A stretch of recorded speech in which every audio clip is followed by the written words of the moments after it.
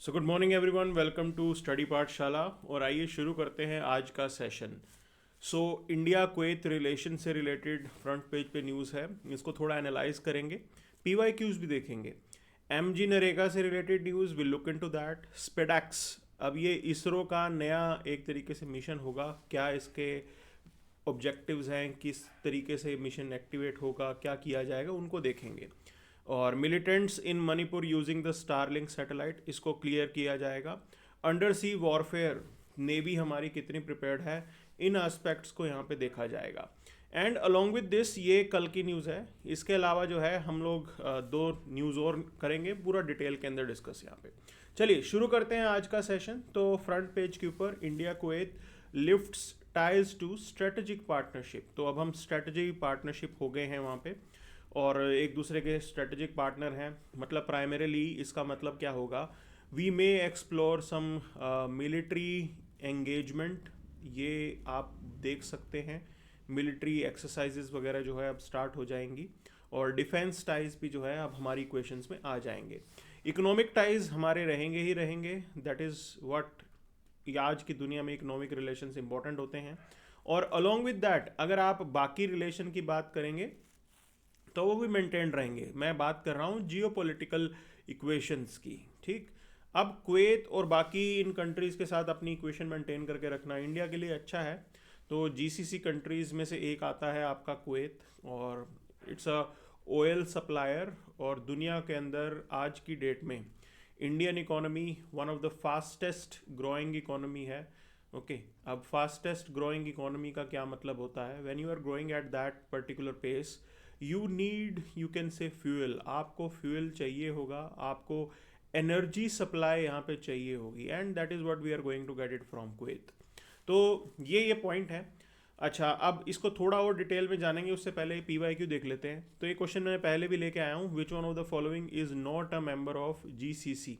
तो Kuwait member है, Bahrain member है, कतर मेंबर है, यूएई है, ओमान है, सऊदी अरब है। ईरान जो है वो मेंबर नहीं है, तो इसका आंसर ए हो जाएगा। बिल्कुल क्लियर कट ये क्वेश्चन है, कोई इसमें घुमाव नहीं है। अब देखिए मेंस 2022 का ये सवाल, ये कह रहा है कि how will I2U2 India Israel UAE US will transform India's position in global politics.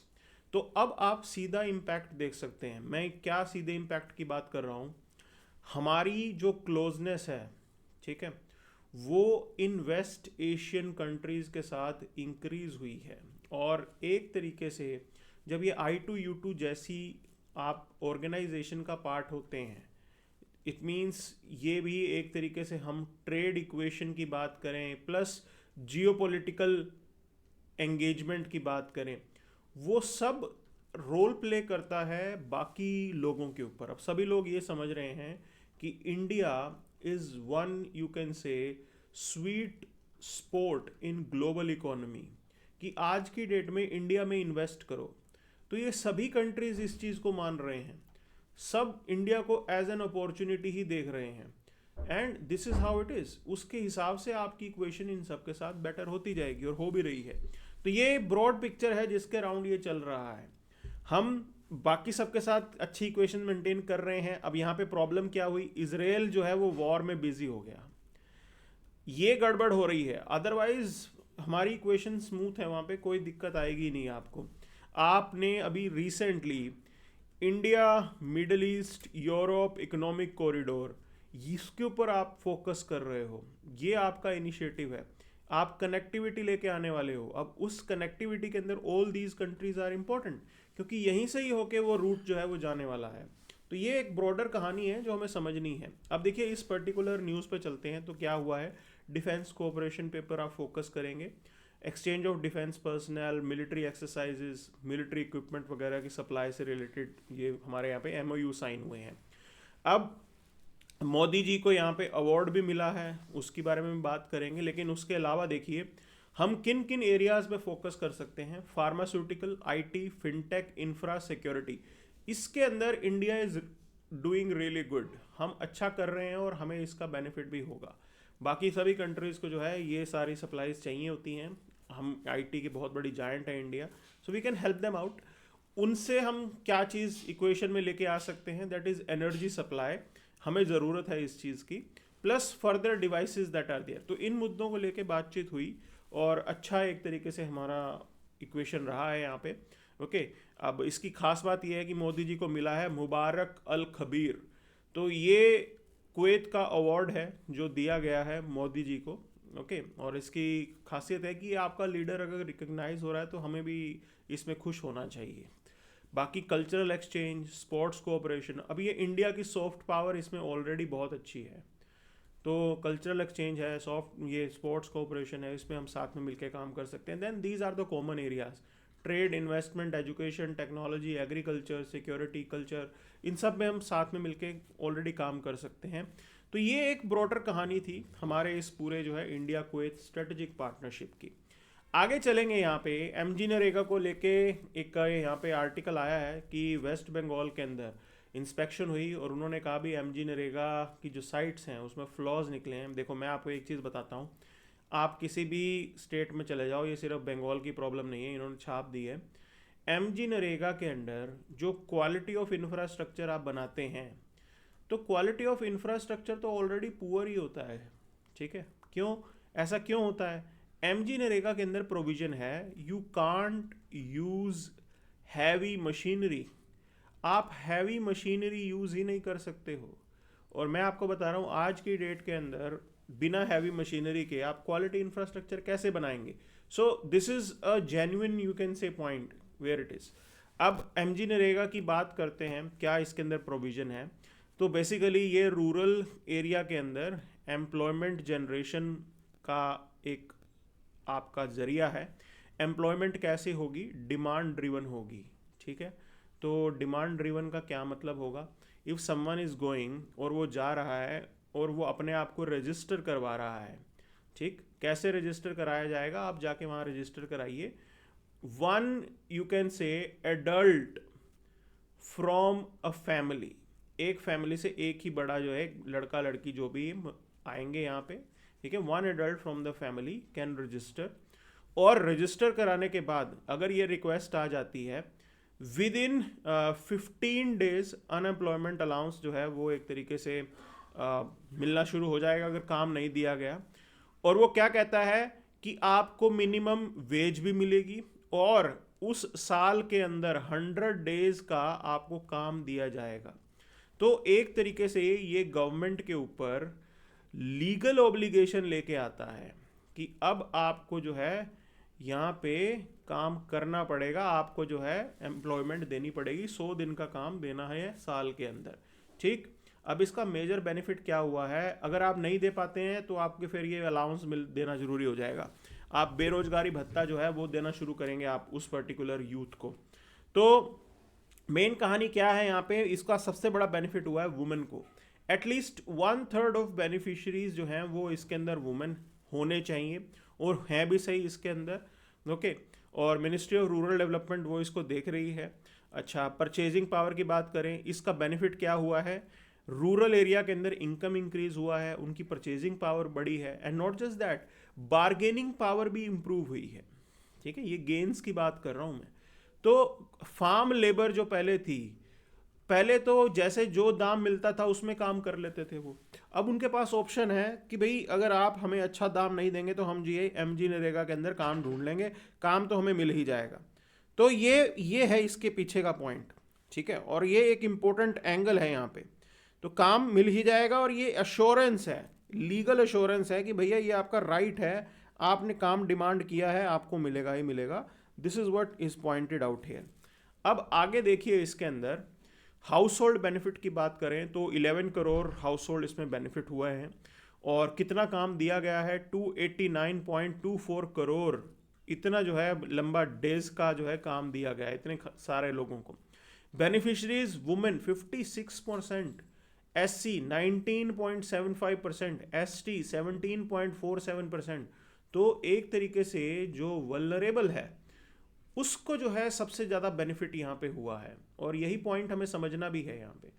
अब मेन कहानी समझ लो। ठीक है, मेंस के अंदर क्वेश्चन आता है, देखिए ये हंगर और पावर्टी एलिविएशन का सवाल मैंने 2017 से 2 सवाल उठाए हैं।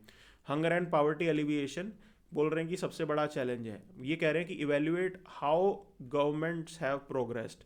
लोगों ने एक तरीके से कितना बड़ा काम किया है। दूसरा देखिए सवाल जो है इसके अंदर, poverty elevation programme in India remains a showpiece until and unless they are backed up by the political will. Discuss with reference to the performance of major poverty alleviation program. तो इन दोनों ही सवाल में ये commonality होगी MG NREGA की। एक में ये कह रहा है कि बताइए क्या क्या हम कर रहे हैं, और दूसरे में कह रहा है कि इवेल्युएट करो। ठीक है, ये इसकी पूरी कहानी है। और बोल रहे हैं कि किस तरीके से आप मेजर करेंगे, इंप्रूवमेंट कैसे लेके आएंगे। तो ये सारी चीज़ें हैं। अब देखिए यहाँ पे एमजी नरेगा में प्रॉब्लम क्या आ गई है। देखो हमने यहाँ पे टेक्नोलॉजी को भी ऐड किया है। टेक इन द सेंस आपके यहाँ पे आधार बेस्ड सिस्टम है, तो आधार के साथ लिंक करके आप अटेंडेंस वगैरह लेके आ रहे हैं। ठीक है, और उसके बेस पे जो है डायरेक्ट आपके अकाउंट में ही सैलरी जाती है। तो लीकेजेस तो हैं वो काफ़ी हद तक कम कर दी गई हैं इसके अंदर। बट इसके अंदर प्रॉब्लम क्या होता है, टेक्नोलॉजी कभी कभी बैरियर भी बन जाती है। मान लो किसी का फिंगरप्रिंट नहीं मैच किया और उसने काम तो किया है, और रूरल इंडिविजुअल इतना लिटरेट भी नहीं होता, तो ये कम से कम ये समस्याएं हैं जो हमें डील करनी है। तो these particular schemes are working fine, और इसको फर्दर रिफाइनमेंट हम कर सकते हैं, फर्दर इंप्रूवमेंट लेके आ सकते हैं। This is the big idea. अब अगली न्यूज़ पे चलेंगे। यहाँ पे देखिए तो कांग्रेस ने डिमांड की है कि सुप्रीम कोर्ट इसके अंदर पेगासस इशू में काम करे। पेगासस क्या है, देखो ये ना एक सर्विलेंस जो है ये टूल था, और ये टूल इजरायली कंपनी का था। ठीक, इसके थ्रू आप किसी के मोबाइल को जो है वो ट्रैक कर सकते हो, मोबाइल में क्या एक्टिविटी हो रही है। और इंटरेस्टिंग बात यह है कि इंडिया के अंदर हमारे यहाँ पे पॉलिटिकल लीडर्स, उनके मोबाइल वगैरह इसमें जो है सर्विलेंस पे डाले गए थे, और ये बड़ी सरदर्दी बना। क्यों? क्योंकि ये सिर्फ सिक्योरिटी एजेंसीज को दिया जाता है। इजरायली जो एजेंसी है वो सिर्फ सिक्योरिटी एजेंसी सरकार को देती है। इसका मतलब ये है कि या तो इंटेलिजेंस ब्यूरो इसका मिसयूज कर रहा था। तो वो एक बड़ी डिबेट यहाँ पे बन गई थी। ठीक है ना, कि कांग्रेस के कुछ लीडर्स वगैरह उनके ऊपर नज़र रखने के लिए ये सब चीज़ों का इस्तेमाल हुआ है। चलेंगे आगे। तो other than that there is nothing much on this page. Okay, सीधा नेक्स्ट पे चलते हैं। एंड नेक्स्ट की अगर आप बात करें, सो दिस इज़ द पॉइंट। ठीक, हाँ, स्पेस एक्स से पहले आप इस न्यूज़ को देखिए। India can not be intimidated to confirm. अब ये he is highlighting about the autonomy. तो we are autonomous when it comes to our defence policy. Okay, we are autonomous when it comes to foreign policy. तो आप अपनी foreign policy और defence policy में किसी से गाइडेंस नहीं लेते हैं। This is what the point. ठीक, तो ये कहानी इन्होंने जो है ये डाली हुई है। अब August 1 cut off date for UPSC age limit is unfair, ये एस्पिरेंट्स ने जो है पॉइंट आउट किया है। अब देखो ये सब किया जाता है एक तरीके से एडमिनिस्ट्रेटिव पॉइंट ऑफ व्यू से। तो कोई ना कोई डेट आप ला लोगे उसमें ही प्रॉब्लम होगी। अगर आप 1 जनवरी भी ले लोगे तब भी जो है ये समस्या आएगी।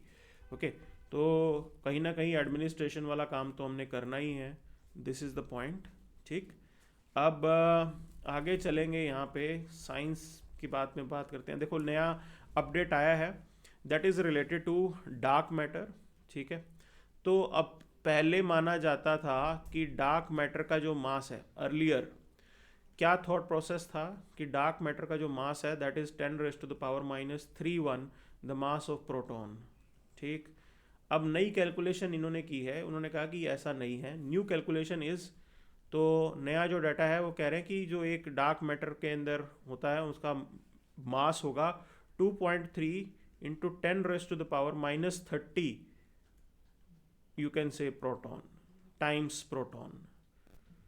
तो ये मास नया है, ये नया लेटेस्ट डाटा है। तो if you are preparing for you can say state services exam, उसमें इस टाइप के सवाल जो है पूछ लेते हैं कभी, तो हमें पता होना चाहिए कि ये कहानी है।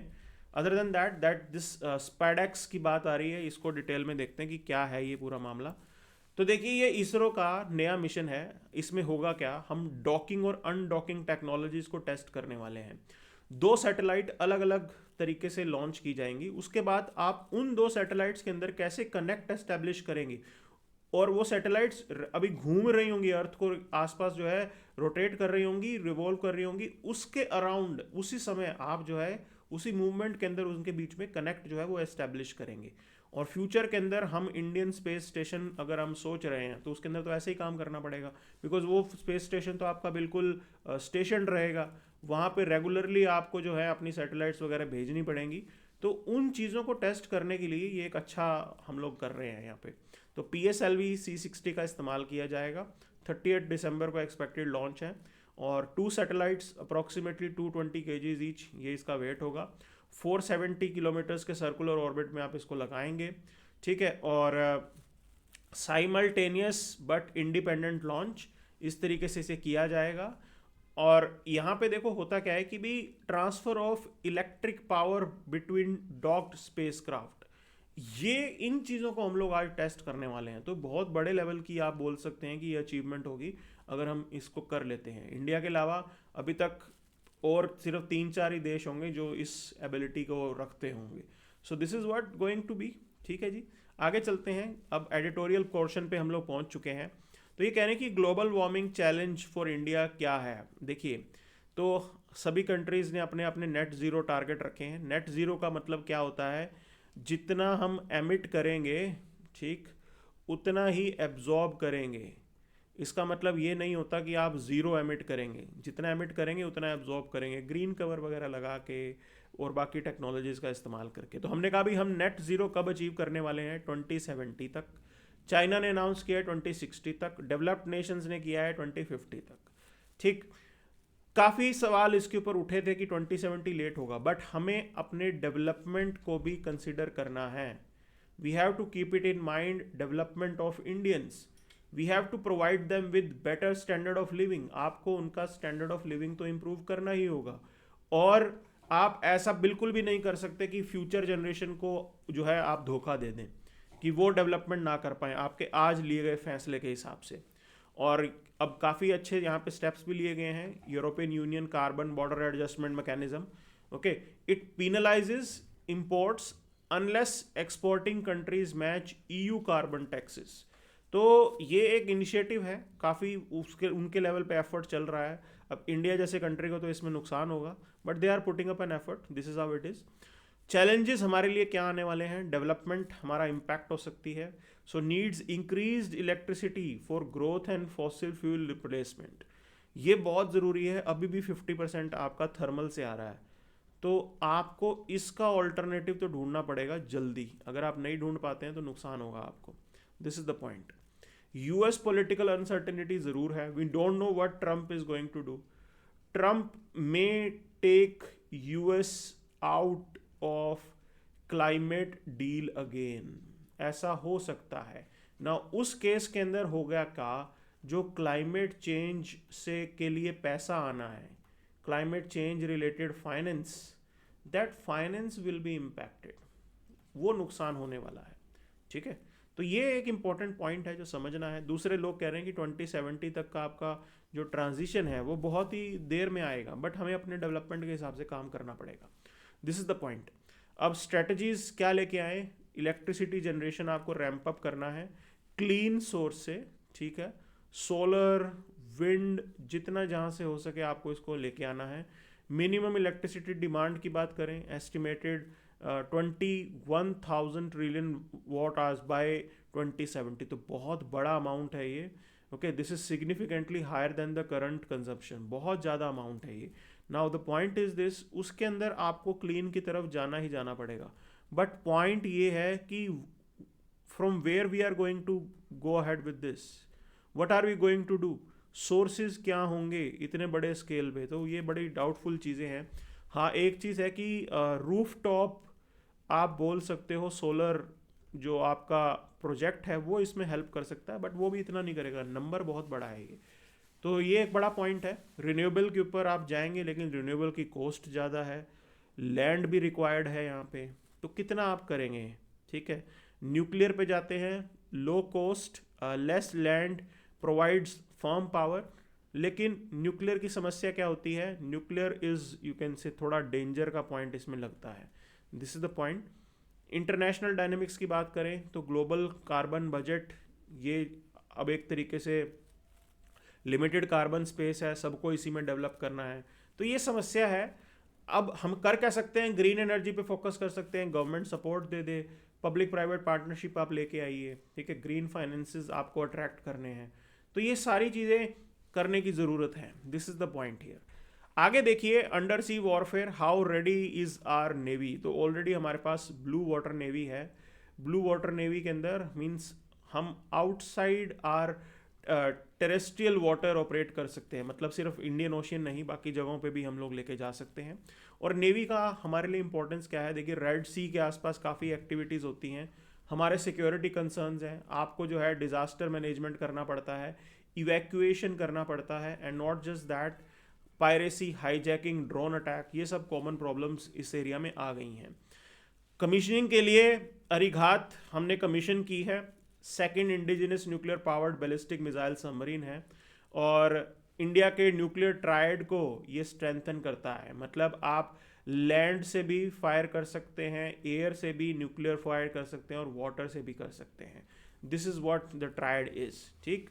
तो मिसाइल लैंड से जाएगी, हवाई जहाज से बॉम्ब गिराए जा सकते हैं, और under water submarine, this is how it is. आप देखिए हायर इंडिजिनस कंटेंट है इसके अंदर, सोनार और टेक्नोलॉजी बहुत एडवांस है, और सबसे खास चीज़ इस अरिघात की है K4 SLBM मिसाइल टेस्ट, इसकी रेंज है 3500 किलोमीटर्स, तो काफ़ी अच्छा है ये।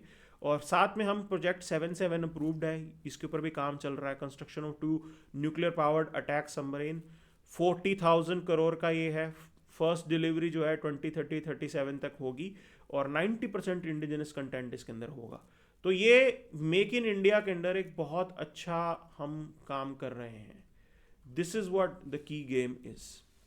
अब कॉन्वेंशनल सबमरीन डेवलपमेंट की बात करें तो प्रोजेक्ट 75 फ्रांस के साथ हमारा चल रहा है, commissioning of INS Vagsheer and plan for 3 मोर, और आने वाले हैं। स्पेन और जर्मनी के साथ भी आप एक तरीके से लाइक compete कर रहे हैं। अभी ये प्रोजेक्ट 75I एक नया अनाउंस हुआ है, उसके अंदर भी हाई इंडिजिनस आपका कंटेंट आप डालेंगे।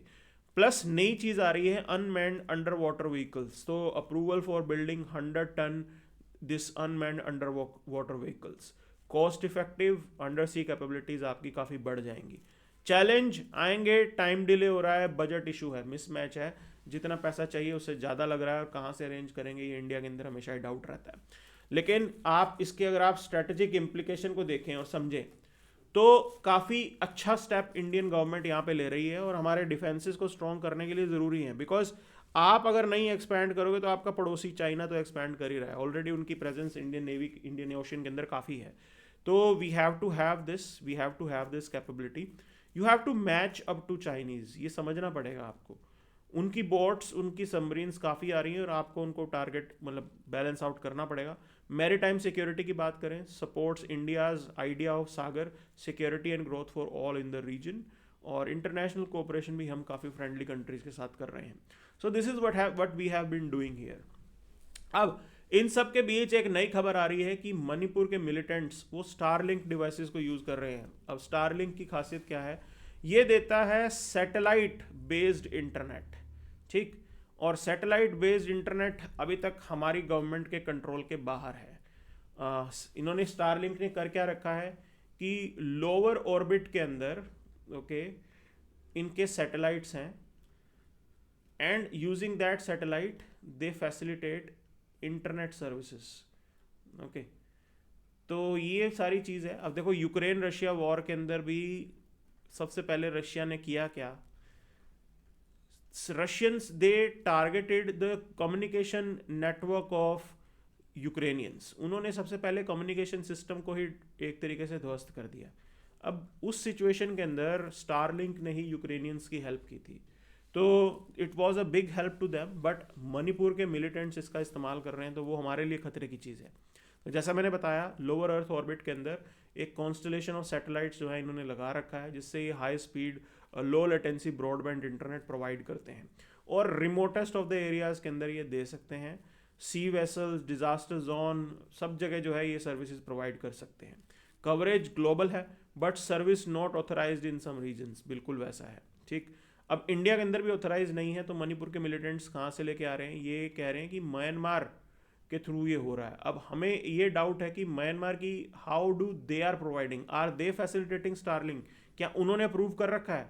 तो ये सवाल है यहाँ पे। सैटेलाइट्स थाउजेंड्स के नंबर में है, और अभी तक हमें पता कैसे लगा, इंडियन आर्मी ने कुछ एक इक्विपमेंट जो है वो यहाँ पे सीज किए हैं, और ये काफ़ी ख़तरनाक चीज़ है हमारे लिए, और ये म्यांमार बेस्ड एक्सट्रीमिस्ट ग्रुप इसको इस्तेमाल कर रहे हैं। ठीक, तो अब सवाल ये आता है कि इसका फ्यूचर क्या होगा, क्या हम इसको रेगुलेट कर पाएंगे? That is what the problem is going to be. अब स्टारलिंक कंट्रोल एंड एक्सेसिबिलिटी की बात करें तो difficult to precisely control satellite internet, आसान नहीं है ये। इंक्रिप्शन है, prevent unauthorized access and interception, तो आपकी इंटेलिजेंस एजेंसीज इसको ट्रैक नहीं कर सकती हैं, ये चैलेंज इसके अंदर आता है। ठीक, और हमने ये भी देखा है कि there are many shadow companies जिसके इस्तेमाल से इसका मिसयूज़ किया जा सकता है, तो इलीगल यूज़ काफ़ी है।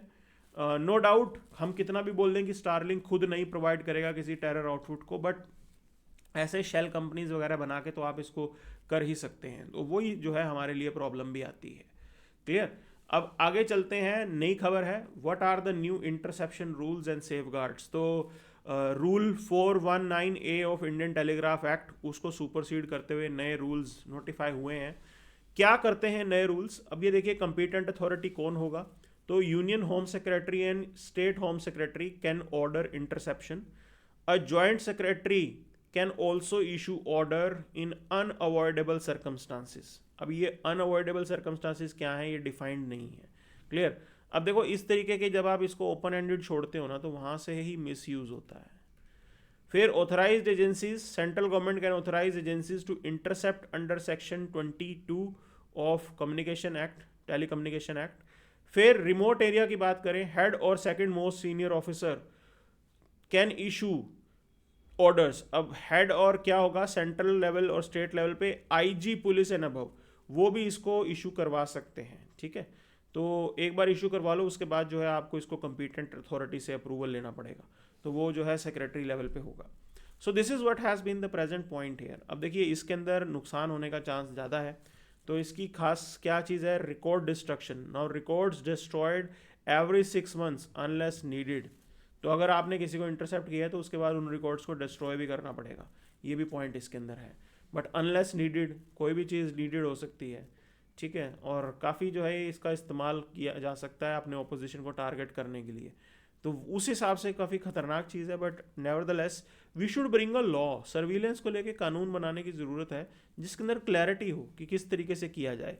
मैं ये चीज़ मानता हूँ कि सिक्योरिटी रीजंस के लिए आपको ये सर्विलेंस करनी है, बट क्लैरिटी हो कि कहाँ पे नहीं है, तो आप अकाउंटेबिलिटी और ट्रांसपेरेंसी फिक्स करेंगे तो मिसयूज़ जो है वो नहीं होगा। This is the key point, और ऐसा ही करना चाहिए। बिना इसके आप डेमोक्रेसी के अंदर नहीं चल सकते हैं, लोगों को काफ़ी नुकसान होगा। अब देखिए, हमें ये पता होना चाहिए, जो पुलिस स्पीड गन यूज़ करती है वो बेसिकली आपके डॉपलर इफेक्ट के ऊपर बेस्ड होता है। ठीक है, तो ये डॉपलर इफेक्ट का पॉइंट है, तो इसके अंदर हम रिलेटिव स्पीड को लेके चलते हैं, रिलेटिव स्पीड के हिसाब से जो है इसको कैलकुलेट किया जाता है, तो ये जानकारी आपको होनी चाहिए। Other than that on this page there is nothing much. सीधा इंटरनेशनल पेज पे चलते हैं, देखते क्या चल रहा है वहाँ पे पूरी दुनिया में। तो रशिया में एक स्ट्राइक हुआ, यूक्रेनियन अनआर्म्ड एयर व्हीकल ने एक रेजिडेंशियल अपार्टमेंट के अंदर जाके अपने आप को ब्लास्ट कर लिया, और डीप 1000 किलोमीटर इनसाइड रशिया ये हुआ है। तो अब पुतिन ने कहा है कि मैं इसका बदला लूँगा, तो ये इक्वेशन है। अच्छा, अभी there is nothing new, Syria के अंदर जो सेटलमेंट हो रही है, तो नई सरकार आ गई है। ठीक है, तो उसके अलावा कोई खास खबर नहीं है यहाँ पे। So this is what we have here. US is saying playing with fire. अच्छा, यूएस को बोला कि चाइना ने बोला कि US is playing with fire. Okay, so this is how it is, ये चलता रहेगा, ये सब गेम है। We never know how things are, how the world is. So that's it for today, thank you very much.